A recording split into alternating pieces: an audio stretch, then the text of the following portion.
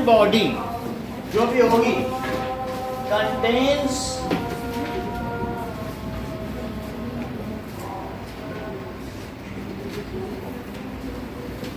Human body contains full set of chromosome. Full set का क्या मतलब होता है?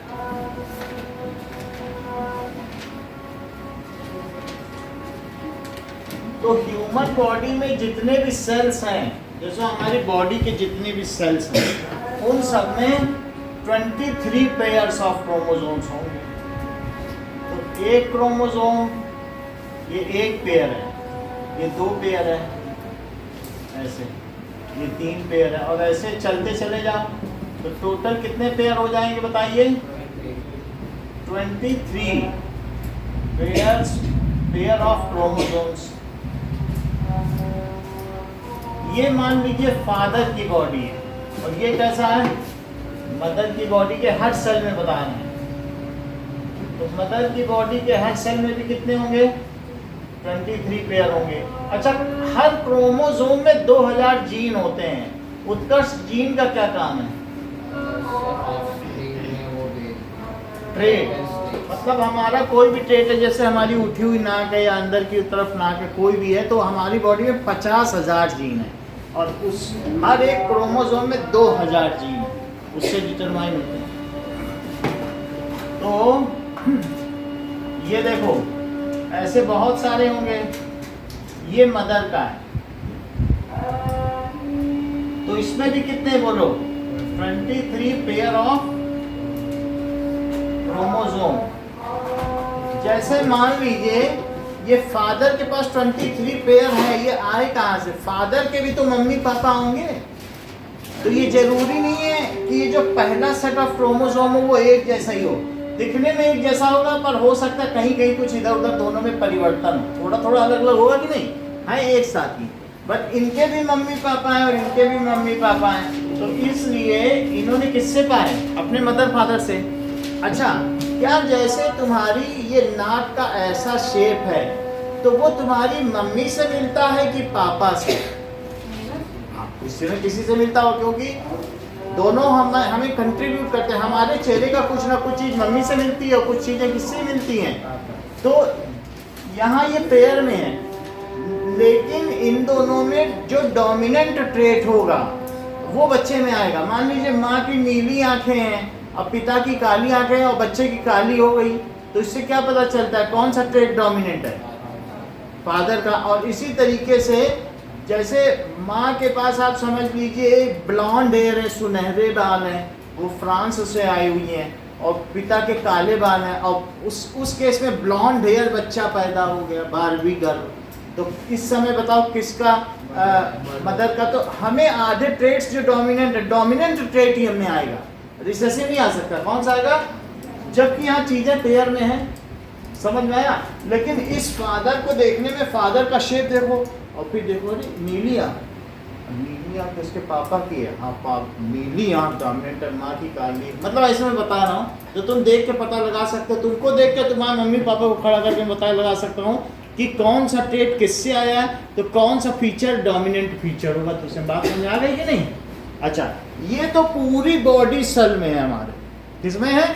लेकिन हमारे पास तो रिप्रोडक्टिव ऑर्गन्स भी हैं। जैसे मेल में टेस्टीज होते हैं और फीमेल में क्या होती है? ओवरी। तो वहाँ पर पेयर में नहीं है क्रोमोसोम। तो ये जो सेल है इनको कहते हैं, जो पूरी बॉडी में या हाथ में है, इनको कहते हैं सोमा सेल्स। क्या कहते हैं? देखो, सोमा सेल अगर तुमको कठिन लगे तो स्टेम सेल्स भी बोल सकते हो, और अगर स्टेम सेल्स भी कठिन लगता है तो बॉडी सेल्स बोल सकते हो। तो ये चीज़ क्या है बताइए? पूरी बॉडी में जो सेल है, क्या वो डबल पेयर ऑफ क्रोमोसोम है? मतलब पेयर ऑफ क्रोमोसोम है, 23 पेयर में है। बोलो, बात समझ में आई? तो इन्हें क्या कहेंगे? बॉडी सेल, या क्या कहेंगे? बोलो, सोमा सेल, या क्या कहेंगे? Stem cell. तो ये बॉडी में है। लेकिन अब जिस समय इनका क्या होगा बताइए? कि कोई भी सेल होगा तो सेल में डीएनए का रेप्लिकेशन होता है, और उसमें double amount of chromosome develop हो जाता है। डीएनए का क्या होगा? एक जीरोक्स कॉपी बना ली जाती है, उसको कहते हैं डीएनए का रेप्लिकेशन। तो ये जो क्रोमोसोम है वो चीज क्या हो जाएगी बताओ। ये देखो, अब जिस समय डिवीजन होगा वीडियो से भी दिखाएंगे, पहले थोड़ा ऐसे समझ लो तभी तुम्हें आसानी होगी। ये पहला सेट दिखा रहा हूं, ये देखो पहला सेट, ये जो नंबर 1 सेट है ये ऐसा है, और इसी तरीके से जो नंबर 2 सेट है क्या वो भी रेप्लिकेट हो गया है। और ये कहाँ से जुड़ा हुआ है, जहां से जुड़ा हुआ होगा उसको क्या कहते हैं, ये पूरा खुल गया, ये धागे से बना हुआ है, जैसे ऊन का गोला नहीं होता है और धागा खोल दो। तो डीएनए में भी 2 कॉपी है, अगर दोनों ये जो डीएनए है तो तुम इस पूरे डीएनए को बीच में कैंची से काट दो, ऐसे ऐसे ऐसे ऐसे ऐसे, तो ये 2 लड़ियां अलग अलग हो जाएंगी। लेकिन तुम देखोगे कि 1 सेकंड में 2000 ऐसी लड़ियां हरी वाली ऑरेंज को पकड़ लेगी, हवा में तैर रहे हैं, और अपने अपने टेम्पलेट को पकड़ लेंगी, वो जो उसका क्या कहते हैं कॉम्प्लीमेंट है। तो आप ये देखो जो एडिनिन है वो गुआनिन को पकड़ लेगा, और जो ये एडिनिन थाइमिन को पकड़ लेगा, गुआनिन साइटोसिन को। मेरा कहने का मतलब है वो वही चीज तैयार कर लेगा। भाई एक तरफ एडिनिन है और एक तरफ थाइमिन, तो एडिनिन ने थाइमिन को पकड़ लिया और थाइमिन ने एडिनिन को, तो यानी ऑरेंज ने पकड़ लिया ग्रीन को और ग्रीन ने पकड़ लिया ऑरेंज को। तो इस तरीके से काटने के बाद 2 अलग अलग पीस तैयार हो गए। कैसे तैयार हो गए? 4 तरीके के बेस हैं, इसमें लिखा है एडिनिन, साइटोसिन, थाइमिन और गुआनिन। हमने शुरू में चैप्टर में बता दिया था जब पढ़ाया था। तो अब ये इसको कहते हैं कि एक कॉपी से 2 कॉपी बनना। बीच में आपने जैसे खोला तो वहाँ हवा में तैर रहे हैं एडिनिन, गुआनिन, साइटोसिन, थाइमिन, तो उससे बन गई। लेकिन 2 कॉपी बनने के बाद भी ये एक जगह से जुड़ी रही। उस जगह को नोएल तुमने क्या कहा जहाँ से जुड़ी रही? सेंट्रोमियर। जहाँ से ये जुड़ी रही उसे क्या कहा बोलो? अलग अलग बन गई कॉपी और फिर से सिकुड़ के एक हो गई, लेकिन फिर भी जुड़ी रही, उसको क्या कहा बोलो? सेंट्रोमियर। बोलो बात समझ आ गई? तो एक जगह जुड़ी रही है, डबल कॉपी। अब यहाँ पर बोलो ये 2n क्रोमोसोम है। कितने क्रोमोसोम है? 2। अब मान लीजिए यहाँ से ये जो हुआ है इसको क्या कहते हैं बताओ? DNA replication. इसको क्या कहते हैं? डीएनए का डबल कॉपी तैयार होना, उसको क्या कहते हैं? डीएनए रेप्लिकेशन हो गया, रेप्लिकेशन। तो रेप्लिकेशन के आगे समझने के लिए थोड़ा सा वीडियो देखेंगे तब समझ में आएगा।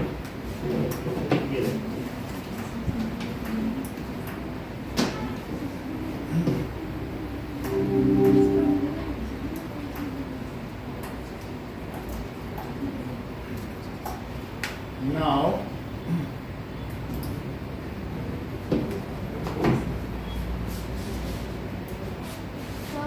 हाँ समझा देंगे आप।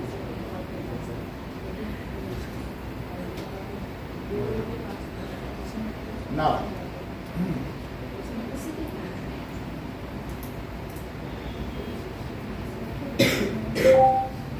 डीएनए रेप्लिकेशन बस 5 मिनट में इसे बात करते हैं। तुम्हारा फिर अगला ये देखो, ये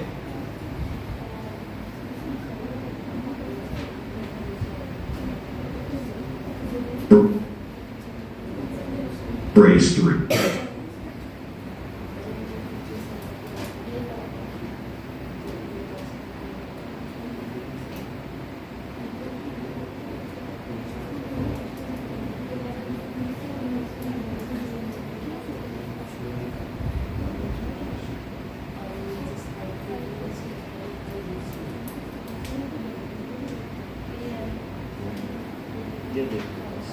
The replication of DNA begins at a sequence of nucleotides called the origin of replication. Helicase unwinds the double-stranded DNA helix, and single-strand binding proteins react with the single-stranded regions of the DNA and stabilize it. DNA polymerase 3 is the major cytosine, guanine replication. और adenine, DNA polymerase 3 दिखाएंगे नहीं? only add a nucleotide. जैसे अगर ये टूट जाए तो फिर क्या होगा बोलो? chain of nucleotides, and it cannot initiate a nucleotide इस chain. तरीके से आगे देखो, To synthesize the new complementary अपने strands of आप DNA. उसकी कॉम्प्लीमेंट्री स्ट्रीम बन जाएगी। इसमें Because the two दूसरा parent बन जाएगा, strands of DNA वही चीज दो are बन गई, parallel. इधर They से are खुलता oriented गया in और उधर opposite से directions. बन गया, तो दो बन गई। इसको क्या कहते हैं? The leading DNA strand elongates toward the replication fork by adding nucleotides. वहाँ पर सब एडेनिन, थाइमिन, गुआनिन, साइटोसिन हवा में तैर रहे हैं, कोई कमी नहीं है। तो बस ये इधर से खुलता जाएगा, दो कॉपी बन गई, तो तुम एक कॉपी ले जाओ और जाके जीरोक्स करा के दो ले आओ, तो क्या दो कॉपी बन गई है कि नहीं? इतना तुम्हें समझ में आ गया डीएनए रेप्लिकेशन? यानी making two copies of genetic material is known as DNA replication. ये समझ में आ गया? लिखते समय भी थोड़ी चीजें पता होनी चाहिए, तो फिर तुम लिखोगे क्या? अब डीएनए रेप्लिकेशन हो गया, इसके बाद फिर क्या हो जाएगा बताओ? जब डीएनए रेप्लिकेशन हो गया है, नाउ ये पहला सेट ऑफ क्रोमोसोम है, जिसमें जो पहला सेट जो है वो मदर से मिला है, फादर से मिला है। ये देखो, ये पहला वाला है, ये तो ये रेप्लिकेट हो गया, इसका डबल अमाउंट हो गया। और दूसरा देखो, जो उसके भी तो दो पेरेंट होंगे कि नहीं? तो फादर के भी दो पेरेंट है, वो भी डबल हो गया। ऐसे ही जो सेकंड सेट है उसको भी देखो, सेकंड सेट का क्या हुआ? सेकंड सेट में मान लीजिए ये रेड है, तो रेड वाला यहाँ पे है, ये सेकंड नंबर का क्रोमोसोम है। देखो सेकंड वाला है, और फिर सेकंड में भी तो दो होंगे, हर चीज पेयर में है। जबकि हमारे अंदर जो ट्रेट है वो सिर्फ एक की वजह से जो कि डोमिनेटिंग। इतनी बात समझ में आ गई? अब इसका डिवीजन कैसे होगा? तो पहले डीएनए रेप्लिकेशन में माइटोसिस बता रहा हूं, DNA replication followed by that is cell division is called mitosis. देखो सेल डिवीजन कैसे होता है, उसका भी डायग्राम दिखाएंगे। ये एक सेल है, इन सब से कहा जाएगा कि भाई चारों लोग, मैं चार सिंप्लिसिटी के लिए दिखा रहा हूं, लेकिन चार ही थोड़ी ना होंगे, ऐसे तो बहुत सारे होंगे। 46 होंगे कि नहीं? 23 पेयर का क्या मतलब होता है? 46। तो मैंने चार इनको इक्वेटर भेज दिया, बोलो तुम सब लोग परेड करो। और सेंट्रियोल तुमने पढ़ा है सेल ऑर्गेनल्स में, इसमें से स्पिंडल्स निकलते हैं।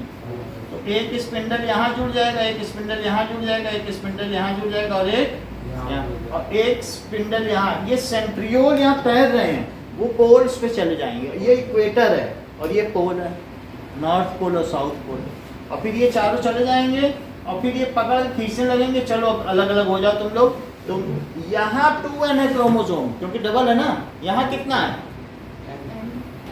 ये ठीक है, देखो कितना अच्छा है। जिसको पता है वही बता पाएगा। इन्होंने बता दिया कि डबल हुआ है सर, 4n है नहीं, और कोई लोग को 2en है बताएं, ये तुम बहुत अच्छा जानती हो। अब जैसे 4n हो गया, और अब इसके बाद इसका क्या तुमने नाम बताया? सेंट्रियोल में से क्या निकला? स्पिंडल्स। और उसने यहाँ सेंट्रोमियर पे अटैच हो गया। अटैच होने के बाद अब क्या होगा बताओ? ये तोड़ देगा यहाँ पर, इसके पास ये जो एक ये है, ये आधा इसके पास आ जाएगा, और ये देखो दूसरा ये टूट गया वहीं से, और चौथा भी। तो अब जैसे ये यहाँ से टूटा, लेकिन इसका इधर की ओर चेहरा हो गया, पकड़ के जैसे कोई खींच ना रहा हो, तो दोनों हाथ उधर सारे मत खींचो मत खींचो। पहले वैसे था, लेकिन कोई पेठी से पकड़ के खींचने लगे तो तुम क्या करोगे? जैसे भाई भाई बिछुड़ रहे हो, ऐसा नहीं होता। ये बिछुड़ना ना चाह रहे हो, लेकिन कोई पकड़ के क्या करे? खींचे ले। तो वैसी स्थिति तुम्हें नहीं लग रही है? पहले ऐसे से जुड़े थे, तब पहले झगड़ते थे। अब जब कोई दूसरा उन दोनों को बाबा पकड़ने आया है, तो ऐसा भाई बहन में प्यार दिखाने जैसे जन्मों के बिछड़े। समझ में आया बात कि नहीं? अब ये अलग अलग हो गए। इसको कहेंगे पहले न्यूक्लियस का डिवीजन होगा और फिर सेल का डिवीजन होगा। तो कैरियोकिनेसिस फॉलोड बाय साइटोकिनेसिस। फिर से देखो, अब ये अलग अलग हो गए, दो सेल। तो ये चारों फिर अपनी जगह पे आ गए, टूट गए। बोले अब हम अलग अलग हो गए, स्पिंडल गायब हो गया, और इसमें भी अलग अलग हो गए क्या? यानी जैसे था क्या वही चीज फिर से बन गई? रेप्लिकेशन हो गया, वही चारों कलर हमें फिर से बनाने होंगे। बात तो तुम्हें समझ में आ गई ना कि वही चीज जो ये थी वो हो गई, और अभी ये इनका टूटना ही है, फिर इसके बाद सेल भी टूटेगा। तो अब ये देखो सेल अब टूटने जा रहा है, और जबकि न्यूक्लियस का पहले से ही टूट चुका है। और न्यूक्लियस में क्या है, क्या एक क्रोमोसोम, और ये कैसा है, मान लो 2 ही क्रोमोसोम का बारे में हम स्टडी करें, तो यहाँ पे क्या चीज हो रही है, बोलो, यहाँ पर अलग अलग कर लो, तो इसको कहते हैं कैरियो कीनेसिस, का मतलब है टूटना। और सेल के टूटने को क्या कहते हैं, साइटोकिनेसिस। तो व्हेन वन मदर सेल, ज्यादा मत बनाओ तुम, सिर्फ कितने बनाओ यहाँ पे, 2n से 4n। अभी भी इसकी प्लॉइडी 4 है, मतलब ये डाइप्लॉइडिक है, ये टेट्राप्लॉइडिक है, ये भी टेट्राप्लॉइडिक है। यहाँ से टूटना शुरू हो गए, और अब ये 2 सेल बन जाएंगे, बल्कि तुम बना ही लो 2 सेल, तो सेल बन गए कि नहीं 2। तो ये है मदर सेल, और ये क्या बन गई, 2 डॉटर सेल। तो अब तुम क्या लिखोगी नोएल, बोलो व्हाट इज माइटोसिस, जरा बताओ तो। अभी अभी तुमने सीखा,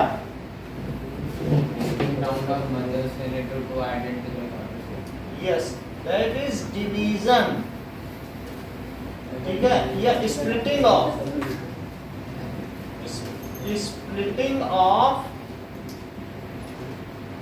mother cell into 2 identical 2 daughter cell, ठीक है, in which genetic material is same as mother cell, in which genetic material या क्रोमोसोम, क्योंकि क्रोमोसोम में जीन है, तो जीन है इसी वजह से जेनेटिक मटेरियल कहते हैं। 2000 जीन होता है ना हर एक में, in which genetic material does not change, material does not change, उसको क्या कहते हैं, इज कॉल्ड, बोलो, what is mitosis, in mitosis that is DNA replication और followed by, यहाँ पे क्या हुआ, ये सब सेल डिवीजन दिखा रहा है, ये सब क्या चीजें हैं, that is सेल डिवीजन। लेकिन सेल डिवीजन नहीं लिखेंगे, सेल डिवीजन 1 लिखेंगे। इन माइटोसिस, अभी बता रहे हैं, इन माइटोसिस DNA रेप्लिकेशन और फॉलोड बाय क्या होता होगा, बोलो, सेल डिवीजन 1 टेक्स प्लेस। अच्छा ये बताओ, जो इसमें हो रहा है इसका मैं डिफरेंस भी दिखा दूंगा, टेक्स प्लेस। अच्छा ये जो डॉटर सेल बनी, क्या इनके पास भी इतना ही अमाउंट ऑफ क्रोमोसोम है, तो 2n और 2n, और यहाँ क्या लिख दें, 2 डॉटर सेल्स, 2 आइडेंटिकल है, थोड़ा बहुत तो वेरिएशन आता ही है। जरा हम माइटोसिस देख लें फिर आगे बढ़े। देखो mitosis,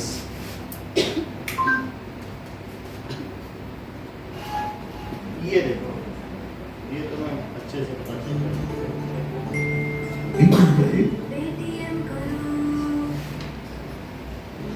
Mitosis. In this module, you will learn about mitosis.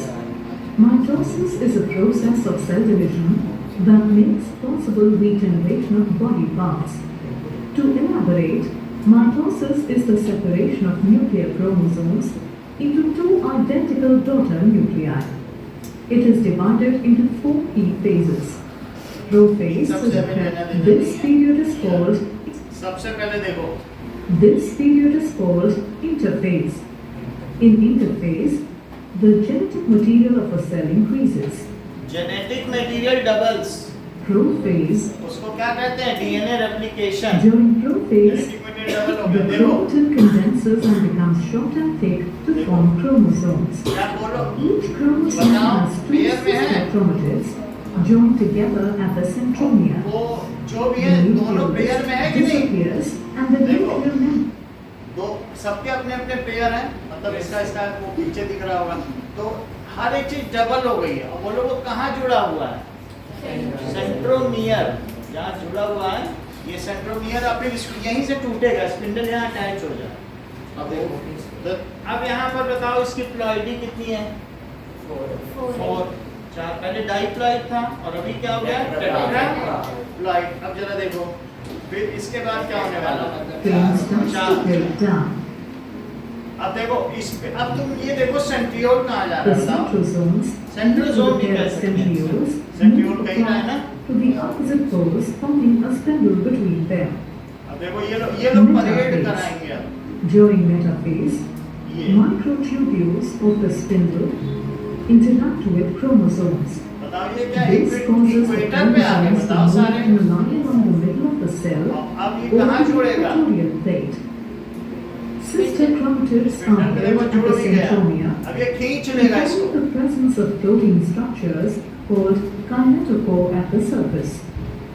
The kinetochore holds the kinesis का chromosomes मतलब and टूटना। attaches them to the spindle. तो धीरे धीरे टूट Anaphase. रहे हैं क्या? During देखो anaphase, जरा। the sister chromatids separate at the kinetochores and the daughter chromosomes along with the divided sister spindle. Chromatids का मतलब ये दोनों क्रोमाटिन धागे हैं, तो जो साथ साथ है उनको सिस्टर क्रोमाटिड्स कहते हैं। वो आपकी ज़्यादा मतलब का नहीं है, 11th में जाएंगे तब फर्क पड़ेगा। अभी आपको बस उतना जितना बता दिया। चित्र देखो वीडियो में क्या चल रहा है। वो दो जो अलग हुए हैं वो सिस्टर है, बहनें।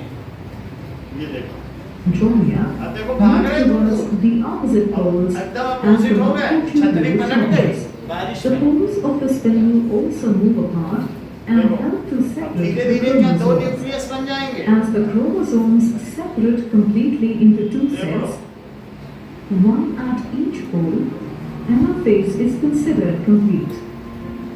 Telophase. अब देखो ये लास्ट क्या आने जा रहा है? During telophase, अलग the अलग हो daughter गए। chromosomes arrive at the pole and the अब chromatid इसे starts छोड़ to दिया, बोला divide. घूमो तुम लोग। Also, the nuclei reform और along the न्यूक्लियस अलग अलग हो nuclei. गए क्या? This triggers the Nucleus revolution अलग-अलग of the हो गए। nuclear membrane. और फिर धीरे धीरे अब सेल भी अलग अलग हो जाएगा। Cytokinesis. Cytokinesis. Cytokinesis is the partition of the cytoplasm. In animals, अब देखो तुमको इतना पता चल गया, सिर्फ 2 लाइन बता दो माइटोसिस क्या है, तो हम आगे चल रहे हैं। Splitting of mother cell into two daughter cells in which genetic material does not change. जो असली लाइन है वो बोलो। इन दिस होता क्या है? बोलो चंदन। In mitosis, the mother cell divides into DNA replication followed by cell division is called cell division, one is called mitosis। अब अगर इसके बाद मान लीजिए ये हमारी बॉडी में सेल है, अब रेप्लिकेशन ना हो, लेकिन जो फीमेल है उसकी ओवरी में और मेल है उसकी टेस्टिस में स्पर्म्स और ओवम बनेंगे, तो वहाँ हाफ हो जाए। क्या हो जाए? अब सेल डिवीजन 2 हो जाए, डीएनए रेप्लिकेशन ना यहीं से आधा आधा हो जाए, तो उसको क्या कहते हैं? ये फिर से इक्वेटोरियल पोजीशन पे चली जाए और 2 स्पिंडल फील्ड आए और उनको कहे चलो आधा आधा हो जाओ, तो फिर क्या होगा बोलो? तब इनमें कितने कितने क्रोमोसोम रह जाएंगे? सिर्फ क्या 2 ही रह जाएंगे? और इसमें भी क्या रह जाएंगे? 2। तो बोलो ये जो चीज है इससे 2 बन गए और इससे भी क्या हुए? 2 बन गए। तो when one mother cell divide into 2 daughter cell, इसको क्या कहेंगे बोलो? Cell division 2। इसे क्या कहेंगे? Cell division 2। सर इसका मतलब ये है कि यहाँ पे पेयर 23 थी, उधर जाके पेयर खुल के 23 बन गए। सब 23 हैं, जो स्पर्म्स हैं उसमें 23 होते हैं। तो तुमको अपने फादर से 23 क्रोमोसोम मिले हैं और अपनी मदर से कितने मिले होंगे? 23। तब तुम्हारे पास जाके 23 पेयर बने। जो तुम पहला जाइगोट थी, मदर्स वॉम्ब में थी, तो पहले तुम जाइगोट थी, तो 23 पेयर्स वो जो बना उसमें आधा तुम्हारा फादर का कंट्रीब्यूशन है, आधा मदर का। पूरा मदर ने नहीं दिया। तो ये जो बन गया, अब इनकी प्लॉइडी बताओ। तुम तो सब जानती हो, हर चीज तुम्हें मालूम है। हैप्लॉइड, ये हर चीज जानती हो। हैप्लॉइड का मतलब है इन सब की प्लॉइडी क्या है? इनकी प्लॉइडी 2 है और इनकी प्लॉइडी हैप्लॉइड, डाइप्लॉइड, टेट्राप्लॉइड। और सीड में जो खाना होता है ना फ्यूचर फूड, उसको कहते हैं ट्राइप्लॉइडिक एंडोस्पर्म। वो हम सीड का जब तुम लोगों ने 9th पढ़ा था तभी पढ़ लिया। अब चलो 9th तो अभी चल रहा है। 9th में तो अच्छा, अब समझो मियोसिस क्या है। Meiosis, when mother cell divides into 4 sex cell या जर्म सेल या gametes. When mother cell into 4 germ cell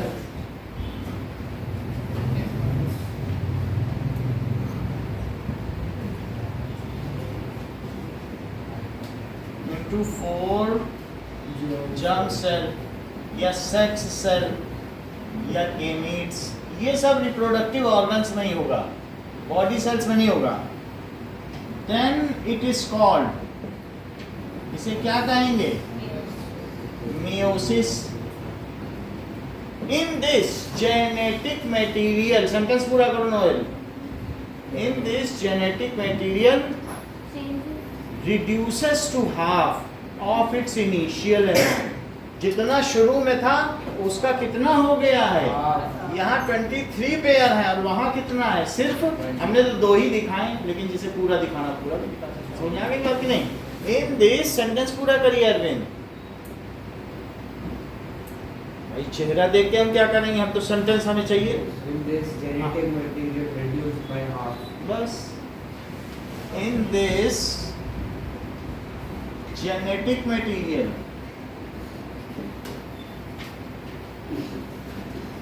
reduces to half. Abhishek, what is meiosis? ये सब तो बेकार की चीज है, मियोसिस बताओ। हाँ,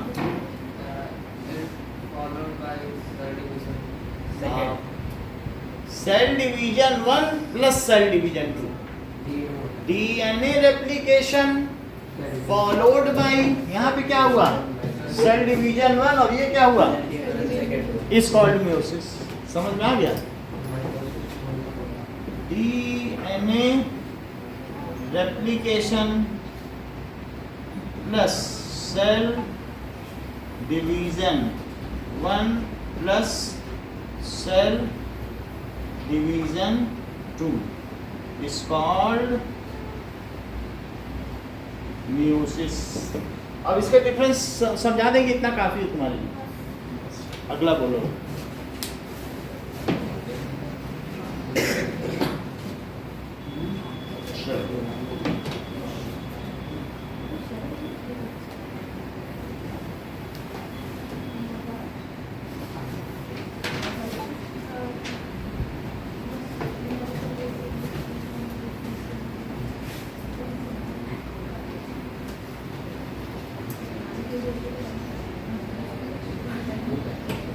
बताइए line.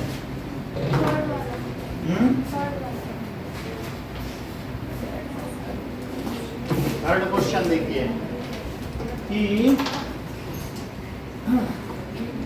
Numerical ratio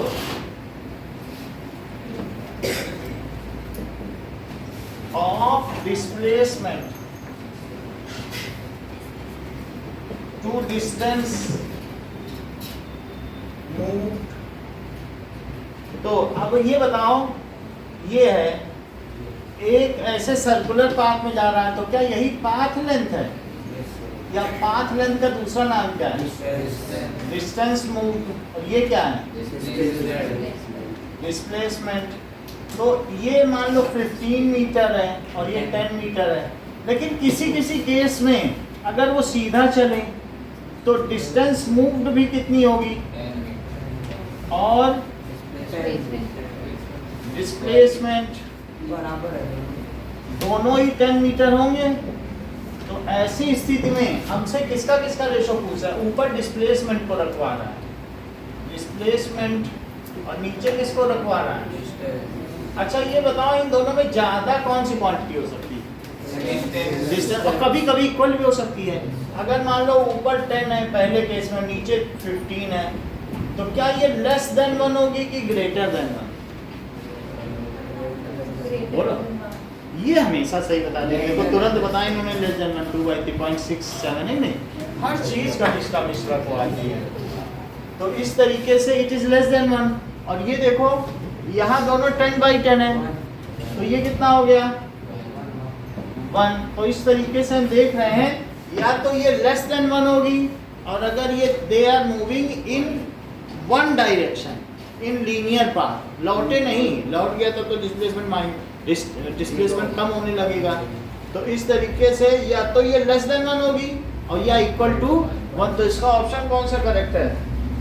that is equal to और less than 1, D option correct, equal to और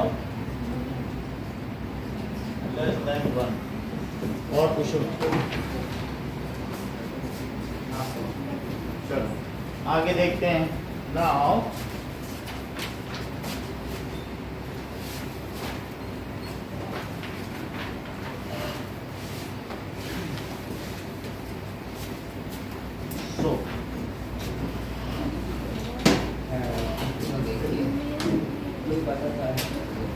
कुछ चीजें और देखें।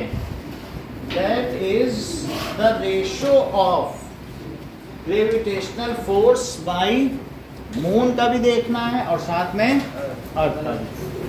उसके पहले मास एंड वेट को देखो। मास क्या होता है बताओ उत्कर्ष?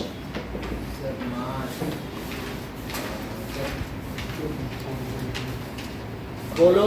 Matter contained in the Amount of matter contained by a body is called its mass. Amount of matter contained by a body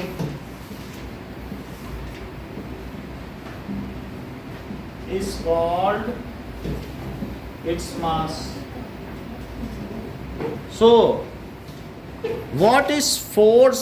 force क्या होता है? जैसे मास किसी चीज का क्या होता है? यूनिट ऑफ मास क्या होता है? इस केजी, कोई भी चीज जैसे 2 किलो आलू ले आए, 1 kilogram. Weight downward pull on any object due to gravity is called weight. भाई आप कुछ अरे बहुत भारी है, कैसे भारी है? क्योंकि धरती नीचे खींच रही है, तभी तो चीज भारी लग रही है। स्पेस में उठाने में कोई कुछ नहीं, तुम धरती को उठाए रखो। स्पेस में तो शेषनाग धरती को भी उठाए, उनको उनके ऊपर कोई वचन आता है क्या? ऐसे कहते नहीं। तो that is downward pull on any object due to gravity. Weight equals mg, its unit is vector quantity. On Sir, vector quantity कौन सी है? ये वेट है, due to gravity is called weight. ये भी है, it is a kind of force. जैसे ये देख लो, कोई चीज है और इस ऑब्जेक्ट पे डाउनवर्ड पुल पड़ रहा है की वजह से, तो ये जो फोर्स है ना, इसकी वजह से डाउनवर्ड, क्या वो फोर्स जो नीचे की ओर लग रहा है ग्रेविटेशनल फोर्स, क्या मैं उसे ma लिख दूं? लेकिन चूंकि ये डाउनवर्ड है तो मैं इसको w लिख दूं क्या? वेट। और g, a की जगह g लिख दूं, पहले भी तो मैंने रिप्लेस किया।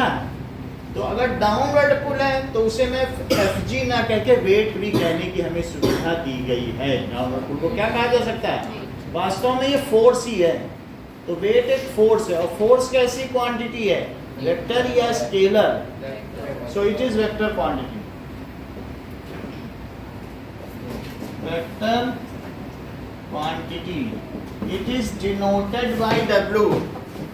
Its unit is Newton. It is denoted by W. Its unit is Newton. Newton. Divya 1 kg आलू खरीद के तुम घर जा रही हो, बोलो उसका वेट कितना हुआ? 1 kg. हर चीज या सबसे पहले उन्होंने बताया, कुछ न्यूटन वो पूरा बता दी। तुम्हारा तो एग्जाम में तुम तो बताओगी। तो W is equal to mg, लेकिन दिव्या ने पहले बताया कि 1 into 9.8 that is 9.8 न्यूटन। तुमने भी बताया, बट जो पहले बताएगा उसको ज्यादा माने नहीं। सही बात है कि नहीं? तो मान लीजिए अगर तुम 10 किलो पानी की बकेट उठाए हो तो कितना वेट उठाए हो, कितना वेट? इतना सारा बता रही, लोग तो 98 सीधा बता रहे हैं। समझ में आया? वैसे जनरली तुम 20 किलो पानी की बाल्टी उठा लेती हो, 20 लीटर 20 किलो होता है, तो इसका मतलब तुम कितने न्यूटन फोर्स उठा सकती हो? 196 न्यूटन। अगर तुमसे पूछे कोई तुम कितना न्यूटन फोर्स लगा सकते हो, सर 200 न्यूटन, चंदन बोलेगा 500 न्यूटन सर, और फिर अभिषेक बोलेगा 400। तो ऐसे सब लोग अपना अपना बताएंगे। कुमकुम कहेगा, कुमकुम भी बोलेगी मेरा भी 100 रखो सर। तो सब लोग अपना अपना रख देंगे और फिर सब लोग ट्रक को धक्का देंगे। तो तुम्हें ये पता होना चाहिए कि तुम कितना उठा सकते हो। यदि तुम दोनों हाथों से बकेट उठा सकते हो भरी, तब तुम कह देना 400 न्यूटन, क्योंकि 196 न्यूटन तो एक बकेट पानी होता है। समझ में आ गई बात? तो 1 kg का मास तुम लिए जा रही, 1 kg आलू, तो कितना न्यूटन का वेट लग रहा है? बोलो। उसको चूना लगा के आएंगे 1 kg के लिए, तो ठीक ठीक बोलो कम से कम। नहीं मैथ अलग, वो भी पैसा ज़्यादा देती हैं, लेकिन वैसा कोई नहीं, ठीक है कि ज़्यादा बताएं। वेट समझ में आ गया? अब देखो मास और वेट का डिफरेंस देखो। मास और weight. Mass, amount of substance contained by a body, that is the downward pull due to gravity. Amount of substance contained by body, that is substance भी कह सकते हो, मैटर जैसा तुमने बताया था, मैटर भी कह सकते हो नहीं, और downward pull on any object due to gravity. अब जरा देखें, it is scalar quantity, it is vector quantity,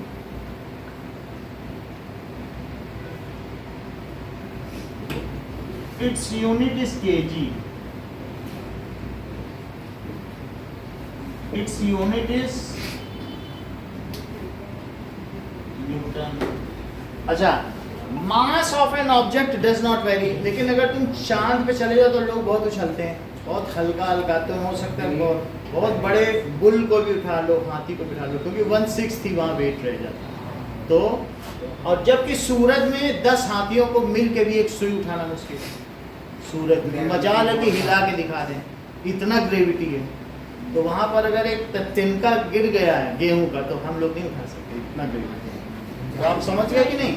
तो यानी आप समझो जी की वैल्यू बदलती चली जाए। ये जी की वैल्यू तो अर्थ के लिए ना, देखो इधर नोएल, ये रेडियस अर्थ का लिया था ना, और अर्थ का ही मास लिया था, तो ये ग्रेविटी किसकी आई थी? लेकिन क्या मून की यही आएगी? मून का तो मास भी 100 गुना कम है, 7.4 × 10, तो उसके लगेगा सन की 10⁻30, वो हमसे 10 लाख गुना भारी है। सोचो 10⁻2 × 10⁻30, अभी क्वेश्चन कराएंगे, इतने किलो है। तो 10⁻24 अर्थ की है, और उसकी कितनी है?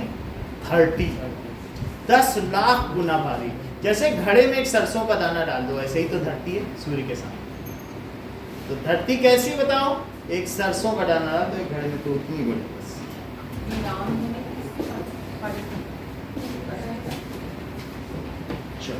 सो बताओ, मास किसी चीज का बदलेगा? अमाउंट ऑफ मैटर वो तो नहीं बदलेगा। अगर वो 1 kg की चीज है तो 1 ही kg के, लेकिन वेट बदलेगा। मून पे तुम्हें कम वेट लगेगा, ग्रेविटी बदलती है, ग्रेविटी वेरीज। तो बताओ, ग्रेविटी वेरी करेगी तो इस फार्मूले के हिसाब से क्या वेट भी वेरी करेगा? और कहीं कहीं तो ऐसा होगा कि कभी कभी वेट 0 भी हो सकता है। अर्थ और मून है, अब मान लीजिए बीच में एक चीज रखी है, अर्थ भी खींच रही है और मून भी खींचा है, अब क्या पता दोनों इक्वल फोर्स से खींचने लगे, कहीं पर इनके बीच का कोई पॉइंट हो, तो वहां पर ये वेटलेसनेस है, उसको क्या कहते हैं? वो उसके ऊपर कोई वेट ही नहीं है। So weight of an object can be 0, however mass of an object can not be 0। बात समझ में आ गई कि नहीं? तो weight of an object can be 0। जैसे मान लो एक बहुत तुम्हें कभी मालूम है ये प्रोटॉन है, प्रोटॉन है। अब प्रोटॉन का भी तो कुछ मास होता होगा, बोलो -27 kg होता है कि नहीं। और नीचे अगर कोई इसका वेट निकाले तो धरती पे गिरेगा कि नहीं। लेकिन अगर ऊपर से इलेक्ट्रॉन लगा दो, इलेक्ट्रॉन की प्लेट, तो क्या ऊपर से इसको इलेक्ट्रोस्टैटिक फोर्स खींचेगा और नीचे से ग्रेविटी खींचेगी। तो नीचे ग्रेविटी का फोर्स और ऊपर इलेक्ट्रोस्टैटिक फोर्स, और दोनों इक्वल हो जाए तो क्या प्रोटॉन हवा में ऐसे ही लटका रहेगा। तो क्या इसका वेट 0 नहीं हो गया।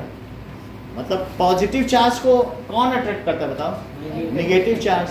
और साथ में अगर ऐसे ही छोड़ दो तब तो ग्रेविटी की वजह से गिर जाएगा। लेकिन अगर तुम ऊपर नेगेटिव प्लेट लगा दो तो वो उससे ऊपर जाएगा और नीचे ये तो वहीं लटका रहेगा कि नहीं। तो यही तो वेटलेसनेस है, मतलब उसका वेट 0 हो गया, क्योंकि अब उस पर टोटल फोर्स कितना हो गया। तो यहाँ क्या लिख दें, mass of a substance does not vary from place to place and weight of substance vary from place to place. लिखो इस बात को, mass of substance does not vary from place to place, जबकि वेट ऑफ substance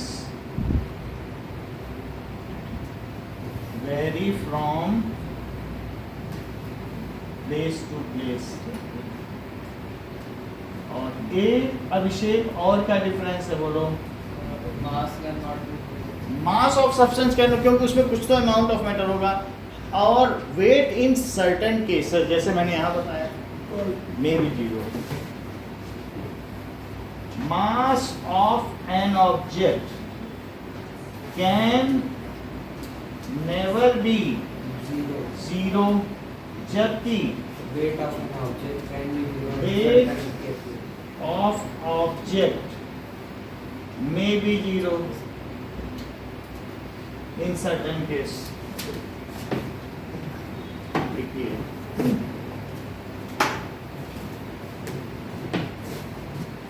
इस पर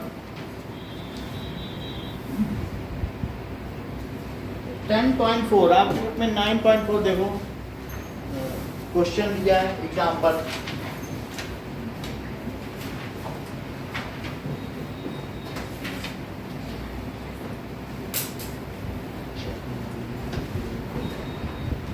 तो क्या है 9.4 एग्जाम्पल। मास अगर 10 kg है तो वेट क्या है बताओ। अर्पिता वेट का फार्मूला बताओ, बताओ। mg, तो m तो 10 kg हो गया ना, और g की वैल्यू 9.8। तो 9.8। वास्तव में तुम ऐसा भी लिख सकते हो 10 kg और इंटू 9.8 मीटर पर सेकंड स्क्वायर, क्योंकि ये और ये मिलके ही न्यूटन बनाते हैं। जो केजी मीटर पर सेकंड स्क्वायर है यही तो न्यूटन है। कोई कहे नहीं हमें न्यूटन नहीं पसंद है, दूसरी यूनिट बताओ, तब फिर आपको ये बतानी पड़ेगी, क्योंकि मास इनटू एक्सीलरेशन यही तो फोर्स होता है। तो मास की यूनिट केजी और एक्सीलरेशन की क्या हुई, तो मीटर पर सेकंड स्क्वायर। तो इसलिए इसका वेट कितना हुआ, अगर 10 केजी की चीज है तो उसका वेट कितना होगा। अगर 196 किसी का वेट आ रहा है तो वो कितने वजन की होगी, बाकी तो 20 बता सकती। 196 है 20 kg में, तो 196 से अभी कितनी देर से बात चल रही, 20 into 9.8। लिख नहीं रही हो क्या। चलो अब जरा देखिए कि कंपैरिजन ऑफ, देखो wait of an object on moon, wait of an object on, ठीक है, इस संडे को भी क्लास होगी, फिर अगले संडे से टेस्ट होगा, क्योंकि हम लोग पीछे चल रहे हैं थोड़ा इसी में। कहीं कहीं सरफेस एरिया एंड वॉल्यूम शुरू हो गया हुआ है कहीं, हाँ ओके। अब देखो मास एंड वेट, तो weight of an object on moon, तो मून के बारे में जरा देखो क्या क्या चीजें दी हैं। मून का क्या मास दिया है, मास ऑफ मून बताओ, 7.36 इंटू 10⁻²2, धरती से 100 गुना हल्का है। और इसका रेडियस या धरती से 1/4 है, जरा चेक तो करो, रेडियस ऑफ मून 1 लगभग 1/4 है ना, और इतने मीटर, सही है।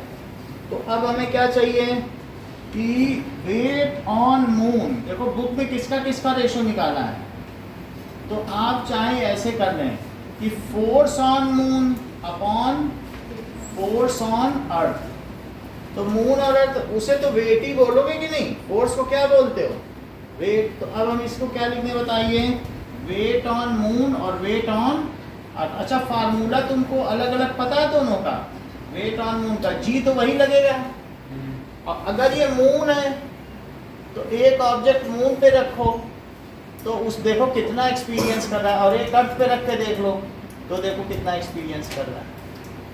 तो अगर ये जितना एक्सपीरियंस कर रहा है, क्या इसी को वेट ऑन मून कहोगे। कोई भी चीज़ है अगर तुम उठाओ मून पे तो देखो कितना तुम्हें अपवर्ड फोर्स लगाना पड़ेगा कि नहीं उठाने के लिए, क्योंकि धरती खींच रही है तो तुम्हें अपवर्ड लगाना पड़ेगा। यहाँ भी धरती खींच रही है तो क्या अपवर्ड नहीं लगाना पड़ेगा।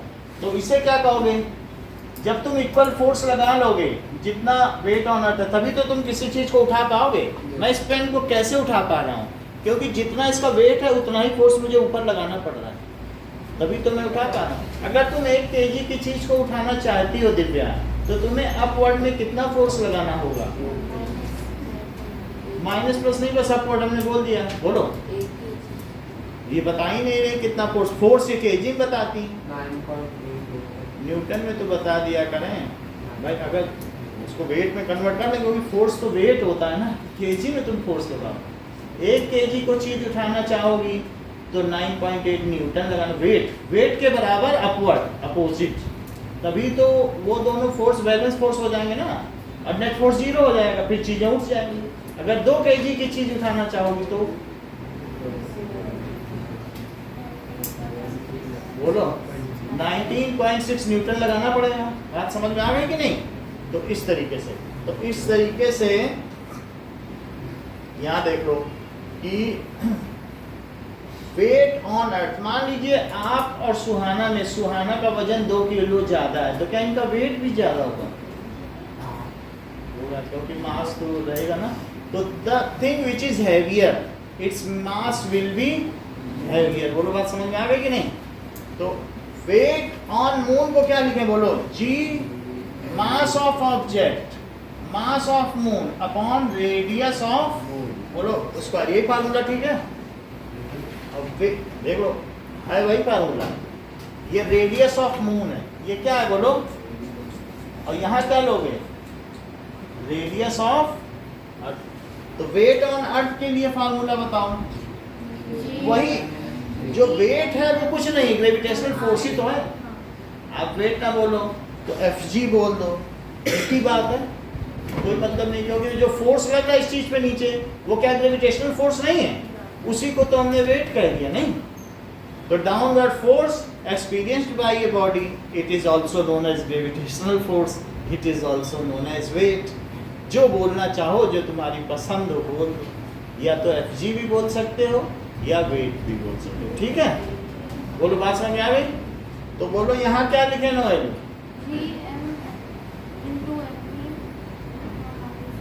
अपॉन, यहाँ तक ठीक है। अब अगर मैं इन दोनों को डिवाइड कर दूं तो जी कॉमन हो गया, काट दो, तो जी को कट कर दिया और M एम भी कट हो गया। तो क्या weight on moon upon weight on earth, तो यहाँ क्या बचा बोलो, mass of moon upon RM square, उसमें किससे डिवाइड किया, मास ऑफ अर्थ अपॉन अगर डिवीजन होता है और अगर मैं उसे मल्टीप्लिकेशन में बदलना चाहूँ तो मास ऑफ मून और RM square into RE square by, यानी बोलो सही है यहाँ तक ठीक है? बताइए सुहाना। अच्छा अब जरा देखो, नाउ मास मास को एक साथ रख लो और रेडियस रेडियस को एक साथ रख लो। सर नीचे का भी ओके ये देखो, तो मास ऑफ मून और अपॉन मास ऑफ अर्थ को एक साथ रखो और यहाँ रेडियस ऑफ क्या आएगा, ऊपर क्या लिखें, रेडियस ऑफ अर्थ, यहाँ देखो, और अपॉन रेडियस ऑफ मून। लेकिन दोनों में ही स्क्वायर है तो क्या मैं स्क्वायर बाहर लगा दूं? मैं स्क्वायर तो रेडियस ऑफ अर्थ में भी स्क्वायर है, मून में भी स्क्वायर है, तो स्क्वायर बाहर ले लिया, ठीक है। अच्छा अब देखो मास ऑफ मून कितना दिया, चेक करो, 7.36 इंटू 10 टू द पावर 22। कोई मुझे बताएगा धरती का वजन कितना है? 10 टू द पावर 24। और रेडियस ऑफ अर्थ तो मुझे मालूम है, और ये 5.9। अच्छा ये बताओ radius of moon, 1.74 multiplied by 10 to the क्या ये दोनों कट गए? सही है। अच्छा अब ये बताओ, ये 7.36 है और ये 10 टू द पावर 22 है और माइनस 24 डेसिमल हटा दो नीचे दो। और ये क्या दोनों डेसिमल हट गए और 5.99 और इसके अंदर क्या बचा 6.4 है। तो मैं इसमें ऐसा कर सकता हूँ क्या, देखो 6.40 लिख दूँ तो क्या दोनों डेसिमल हट जाएंगे? तब तो दो दो डेसिमल कहोगे है ना, जीरो तो तुम जितनी मर्जी उतनी बढ़ा लो, नहीं तो मैं क्या लिख दूँ 640 और अपॉन 174। तो दिव्या एक बार लिखना ठीक रहेगा कि दो बार? दो बार लिखना है, तो 640 अपॉन 174। अच्छा अब जरा देखो, ये भी किसी न किसी से कट सकते हैं, तो 2 से कट जाएंगे, ये डेसिमल सब हट चुका है। अब ये देखो 640 से काटो 2 से तो 320 और ये कितना बच गया 87। ये कितना हुआ और ये कितना हुआ 320, यही ना। अब जरा देखो, अब ज़्यादा कुछ नहीं कट सकता है क्योंकि कुछ और ज़्यादा नहीं हो सकता है, तो यहाँ लिखो 736 इंटू 320 और फिर कितना है 320 और 10 टू द पावर कितना हुआ। अच्छा और नीचे कितना आया बताओ 599 और इंटू 87 इंटू 87। अगर मैं ये 10 टू द पावर -2 को नीचे ले लूँ तो क्या 100 हो जाएगा? 1/100 तो 2 जीरो, या तो ये 2 जीरो को ऐसे भी काट सकते हो जैसे तुम्हारी मर्जी हो, या 10 टू द पावर -2 को नीचे भी ले सकते हो। तो क्या होगा बोलो 736 इंटू 32 320 इंटू 320 और नीचे 599 इंटू 87 इंटू 87 इंटू 100। तो क्या 2 जीरो कट गए? इतनी बात समझ आ गई? अब ऊपर का मल्टीप्लाई ऊपर करो और नीचे का मल्टीप्लाई नीचे करो। 598 है 99।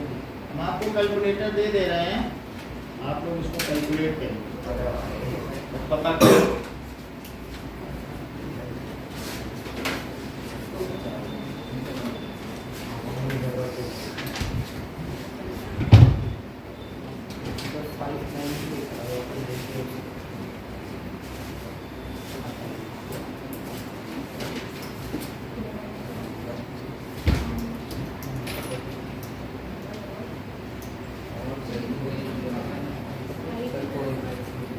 दस से 4 ही मिले।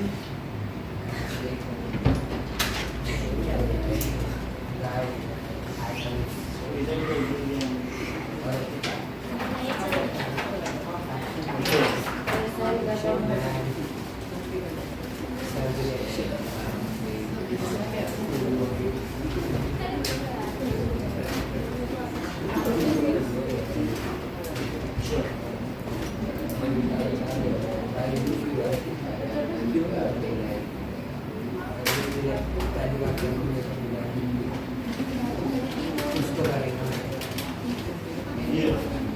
ऊपर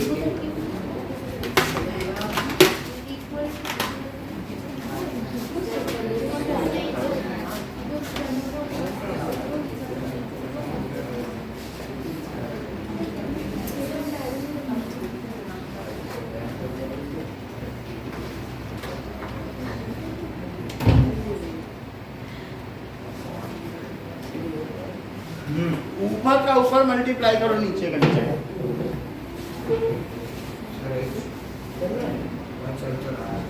नहीं तो दूसरा ले लो, दिक्कत नहीं है।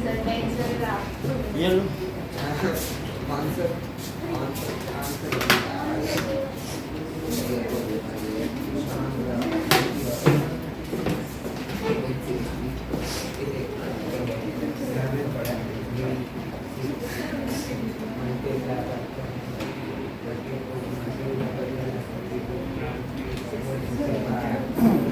बताओ, दूसरा चाहिए? ले लो, है तो।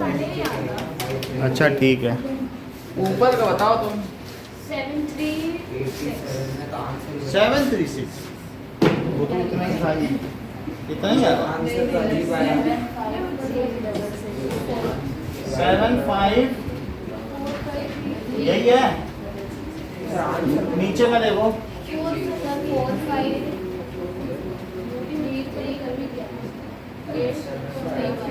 831 इतनी बात आ गई, ये बिल्कुल सही है। अब समझ में आ गई बात। अब देख लो, इसको पलट दो। ये क्या है बोलो? वेट ऑफ मून और वेट ऑफ, नहीं तो डेसिमल में आएगा। तुम ऐसा करो, wait of earth upon weight of moon निकालो। 4533 831 और 763664। अब इसकी वैल्यू निकालो डिवाइड करके। ये देखो 6 आ रही है क्या?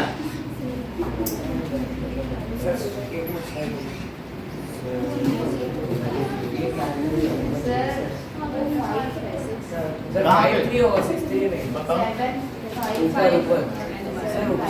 765 होगा।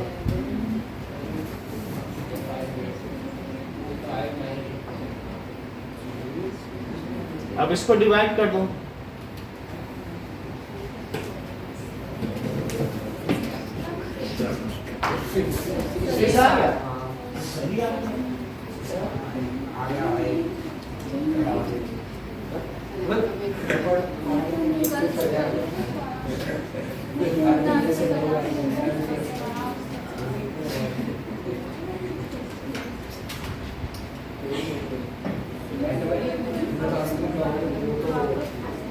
ये कोई करवाएगा नहीं आपसे, लेकिन फिर भी आपको पता तो चल गया ना 6 आ गया। तो ये देखो, ये क्या 6/1 हो गया? तो बोलो wait of earth upon weight of moon upon, देखो ऊपर अर्थ लिखा था, नीचे क्या लिखा था? मून। पलट दिया था ना, ये पलट दिया है, इन्वर्टिंग लिख लो, ये तो ध्यान नहीं रहेगा। अब देखो, weight on earth upon weight on moon is 6। इसको अब उधर ले जाओ। Weight of earth is 6 times weight on moon. तो बोलो वेट ऑन मून कितना होगा? क्या 1/6 ऑफ वेट ऑन अर्थ? ये देखो, समझ में आई? अच्छा, कोई चीज अगर अर्थ पे 98 न्यूटन का वेट है तो बोलो मून पे कितना होगा? अगला सवाल है 9.5। 10 किलो की चीज है, अर्थ पे उसका वेट कितना?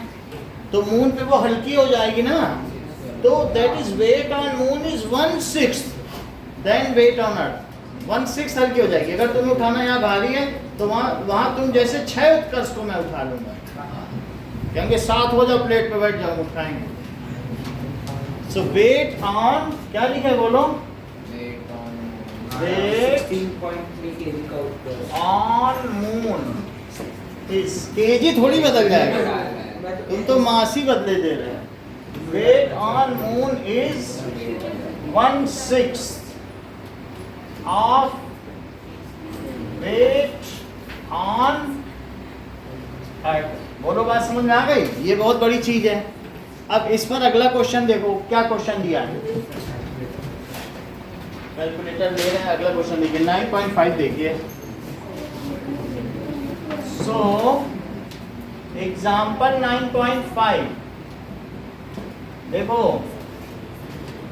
ऑब्जेक्ट 10 न्यूटन है, measured on surface of earth. अगर मान लीजिए दिव्या, एक ऑब्जेक्ट को उठाने में मुझे 10 न्यूटन का फोर्स लगाना पड़ रहा है, तो अप्रोक्सीमेटली उसका मास कितना होगा? 1 kg के ही करीब होगा, क्योंकि 1 है 9.8 से मल्टीप्लाई, लगभग वही तो हुआ कि नहीं। तो अब क्या कह रहा है, ऑब्जेक्ट का देखो कितना वेट है, 10 न्यूटन है। अगला सवाल देखो, वेट कितना दिया है? Weight on earth it is equal to 10 newton, that is weight on earth. अच्छा, अब मुझे बताओ, कह रहा है उसका मून पे वेट क्या होगा? तो बोलो कनिष्का, वेट ऑन मून का कोई फॉर्मूला बताइए जरा। तुम इतने आराम से बैठी हो टेक लगा के साहब की तरीके, तुम बताओगी क्या? बताओ ठीक से, अटेंशन में बैठा करो क्लास में। हाँ बोलो नोएल, तुम देख ही नहीं पा रही हो, मन की आंखों से देखो। वेट ऑन मून यही हुआ कि नहीं? क्या होगा? 1/6 देन वेट ऑन अर्थ। तो वेट ऑन मून क्या हुआ बोलो? 1/6 इंटू 10 कर दें क्या? वेट ऑन अर्थ कितना दिया है यहाँ देखो, तो कितना हो जाएगा? अब 10 में 6 से डिवाइड तो करो, 6 आएगा, फिर कितना आएगा? 6 6 36, तो 1.66। तो उसको अगर मैं अप्रॉक्सीमेट करूं तो कितना आ जाएगा? 6 7 8 9, ठीक है कि नहीं? जो यहाँ 10 न्यूटन जिस पे फोर्स लगाना पड़ेगा, मून पे कितना लगाना पड़ेगा? 1.67। अब आपको दो सवाल दिए जाएंगे, that is differentiate between mass and weight, और ये दो सवाल।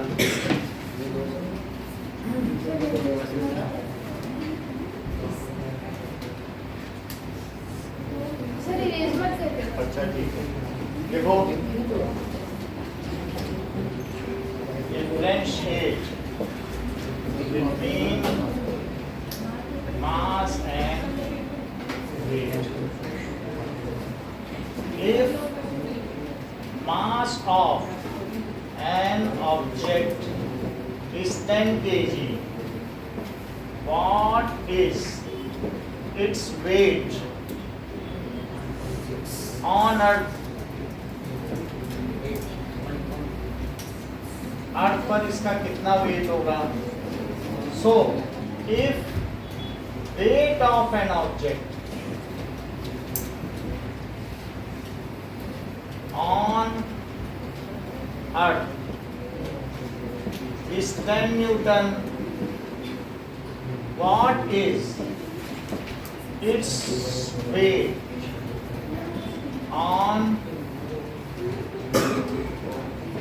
okay, write the formula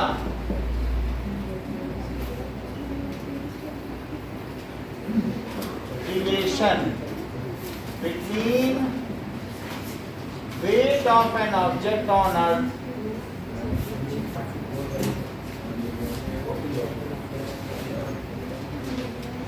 and its weight on moon. चलो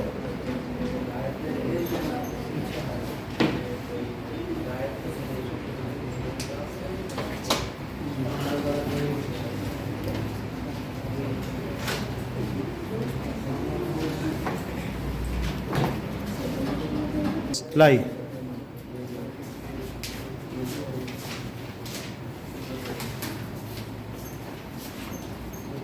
अगला क्वेश्चन क्या है? Why is the weight of an object on moon 1/6 on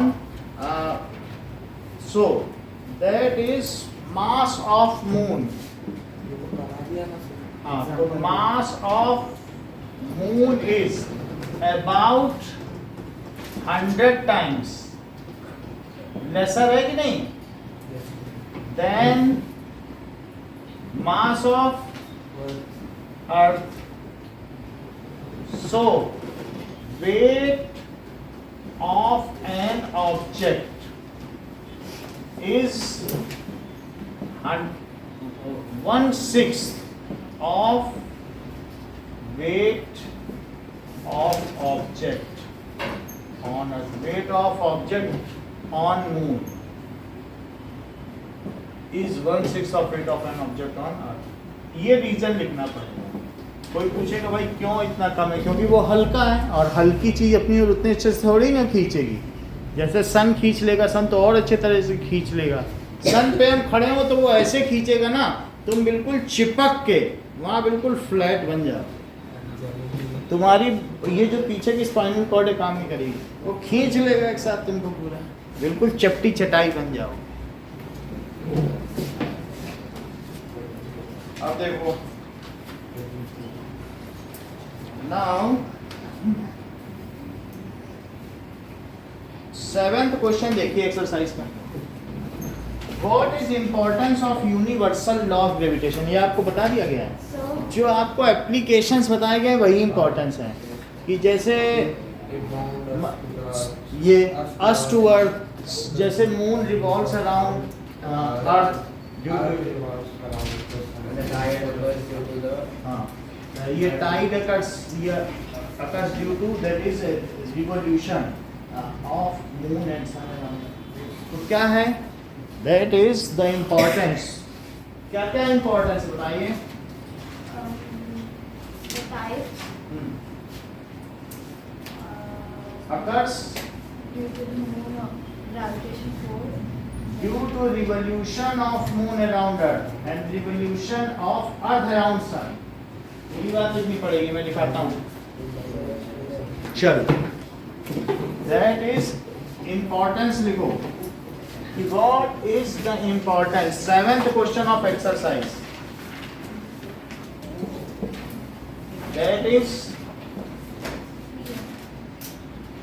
importance of gravitational force। तो पहली चीज कि different types of planetary motions occur due to gravitational force। planet क्यों move करते हैं, so different planetary motion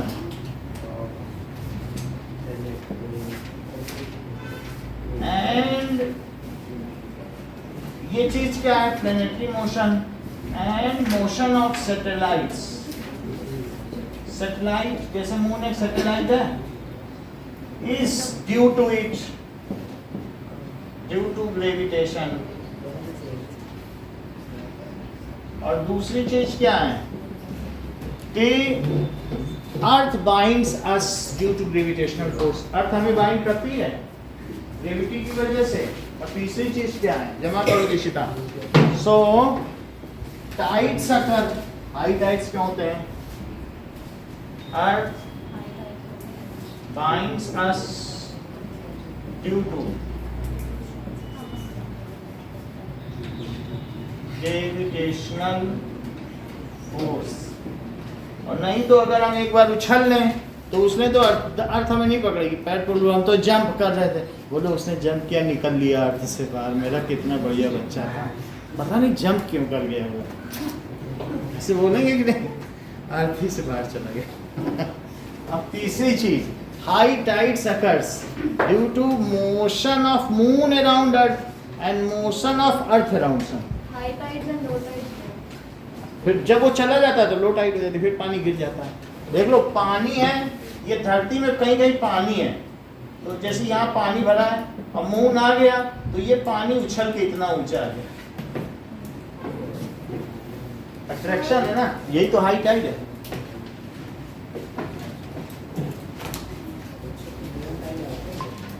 तो एक बार मून हम जहाँ वहाँ मून आ जाता है दिन में, तब हाई टाइड है।